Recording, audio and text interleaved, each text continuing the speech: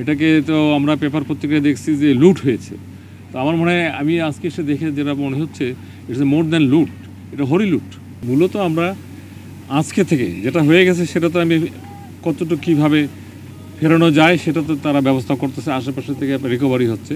But অন্যান্য আজকে থেকে যেমন আমরা 500 যেমন আউটসোর্সিং আমরা শ্রমিক লাগিয়েছি, ডিসি সাহেব লাগিয়েছেন সিলেটের, এটা মিনিমাম 15 দিন কাজ করবে। আর এই যে ট্যুরিস্ট এত আসে এবং এটাকে যাতে আরও ট্যুরিজম সেন্টারে পরিণত করা যায় সেই জন্য ইমিডিয়েট আমরা এই যে ইদানিং কিন্তু পোর্টেবল আমাদের যেটা বলে টয়লেট, ওয়াশরুম যাই বলেন এগুলো পাওয়া যায়, পুরুষদের জন্য আলাদা, মহিলাদের জন্য আলাদা, এগুলো করা হবে ইমিডিয়েট। তারপরে ট্যুরিস্ট পুলিশের একটা ক্যাম্প এখানে আমরা করার চিন্তা করতেছি।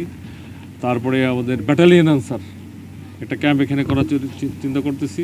আর যেহেতু আপনারা জানেন বর্ডারের 5 মাইল এইটা হলো বিজিবি দেখে, যে বিজিবি এত কাছে একটা ক্যাম্প আমি দেখতে পাচ্ছি, সুন্দর একটা এখানে বানানো আছে, তাদের সামনে এত বড় একটা ঘটনা ঘটলো এবং একদিনে না কয়েকদিনে এটাকে তো আমরা পেপার পত্রিকায় দেখছি যে লুট হয়েছে। তো আমার মনে হয় আমি আজকে এসে দেখে যেটা মনে হচ্ছে ইটস এ মোর দ্যান লুট, এটা হরি লুট।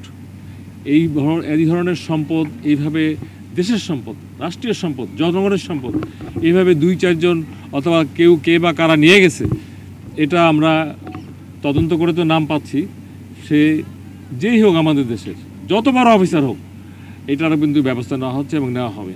আপনারা জানেন আমাদের দেশের প্রেসিডেন্ট, প্রধানমন্ত্রী জেল খাটা, এর বাইরে আছে কেউ?